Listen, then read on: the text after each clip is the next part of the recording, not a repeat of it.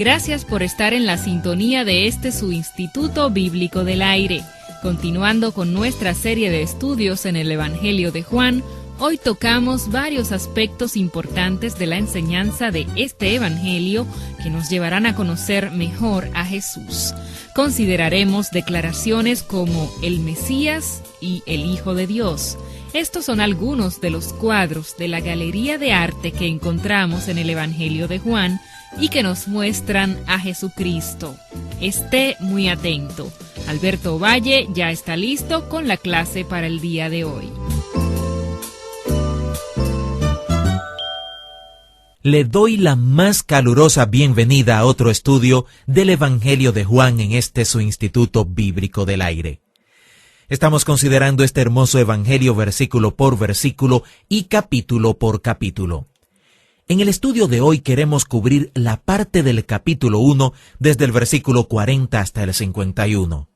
Comenzando con el versículo 40 dice así: Andrés, hermano de Simón Pedro, era uno de los dos que habían oído a Juan y habían seguido a Jesús.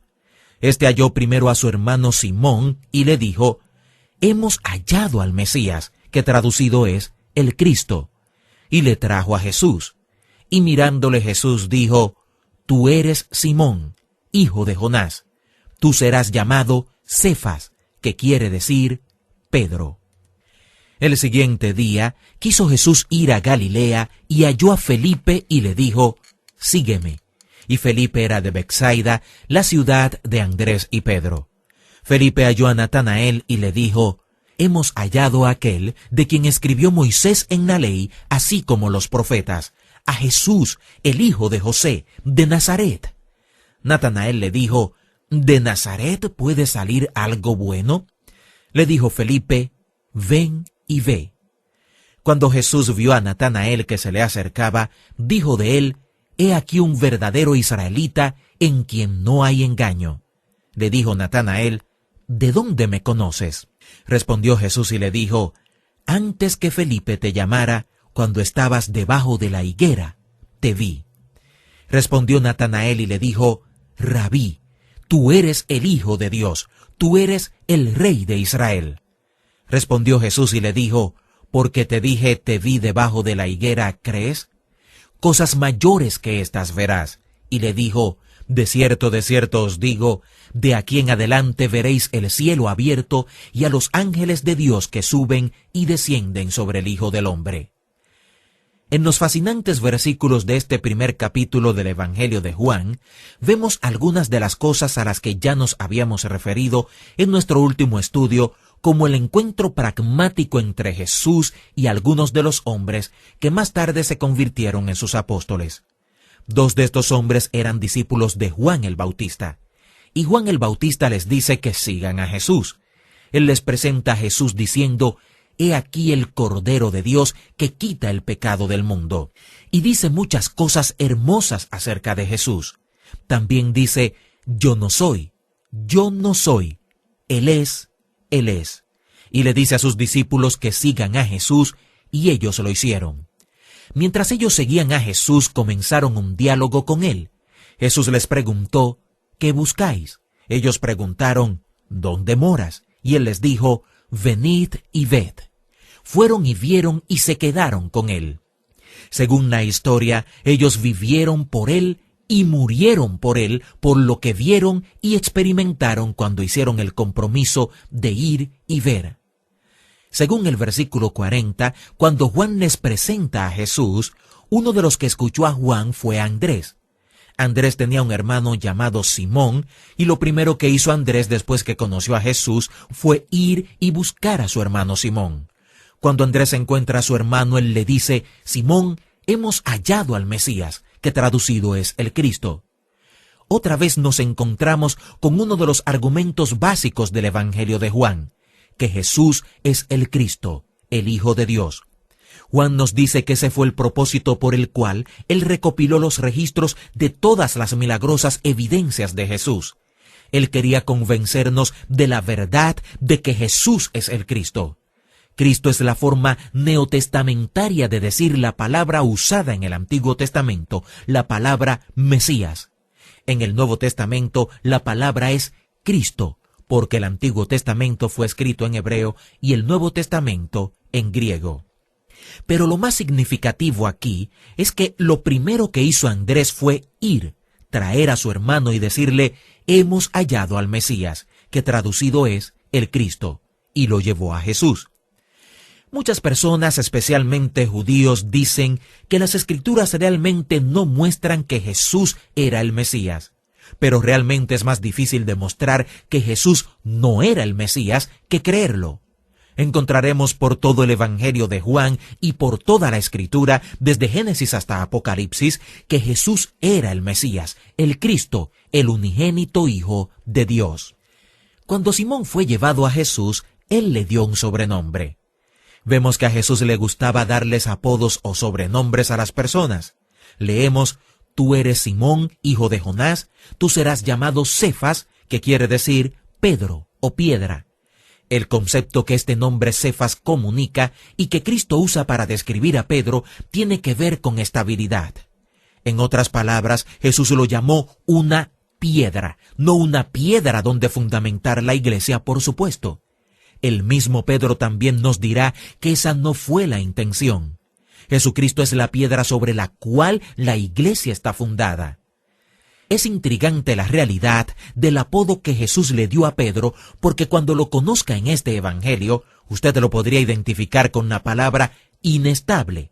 Realmente era un hombre inestable. Él era frío y caliente, él estaba encendido y apagado, unas veces arriba, otras abajo. Su vida, espiritualmente hablando, era como una montaña rusa espiritual.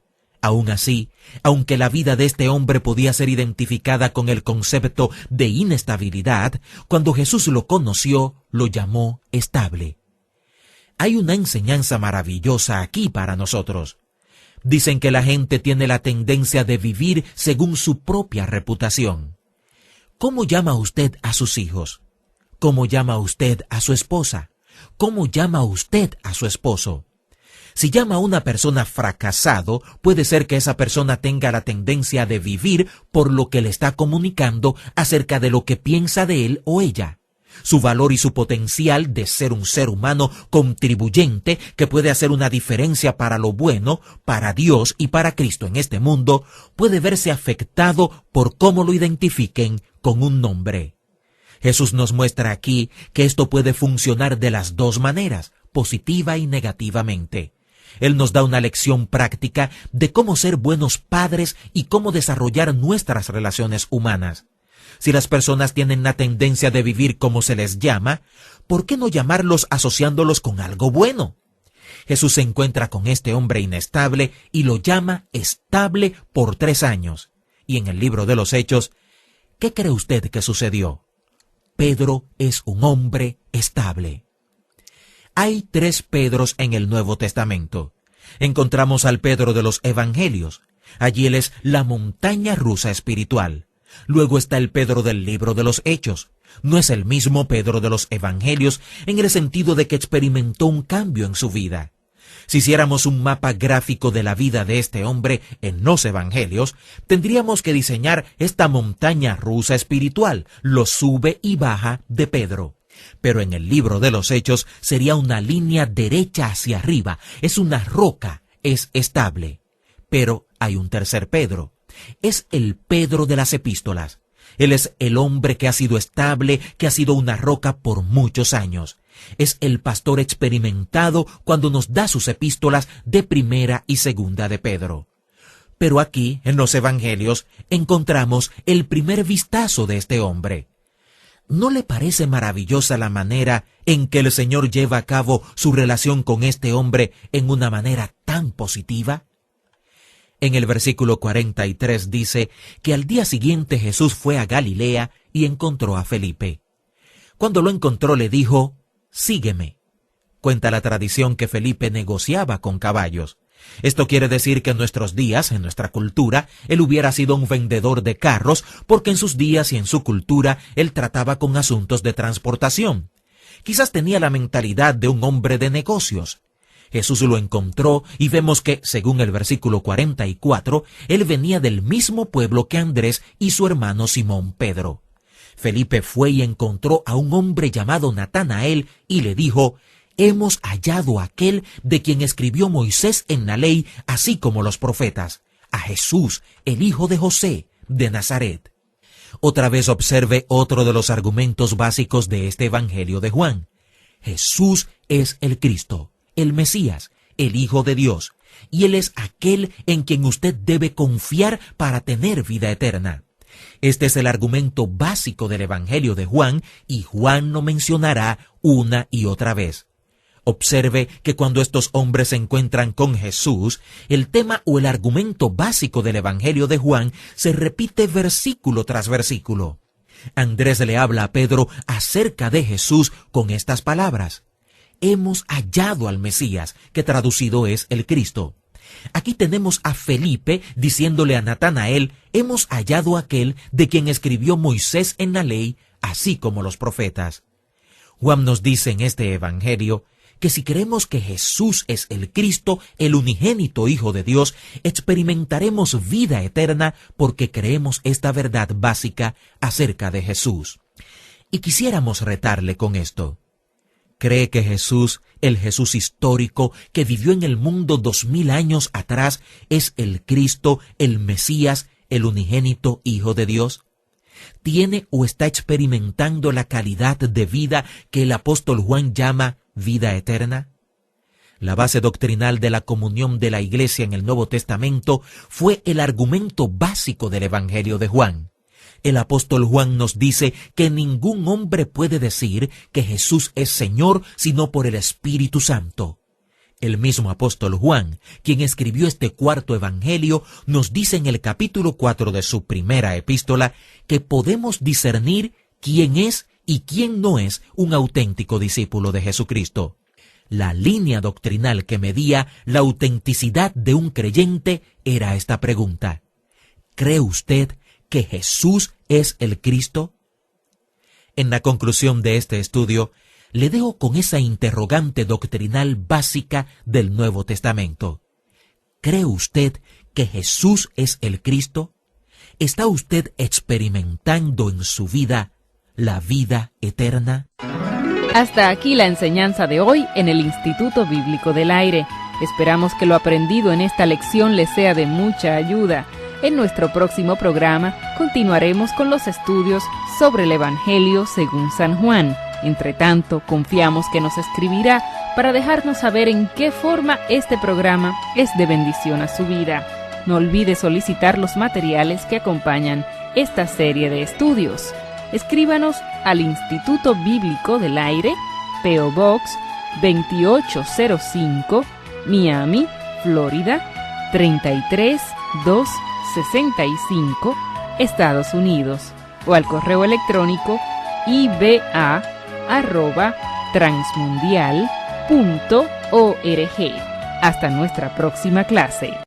Instituto Bíblico del Aire, capacitando para el servicio eficaz.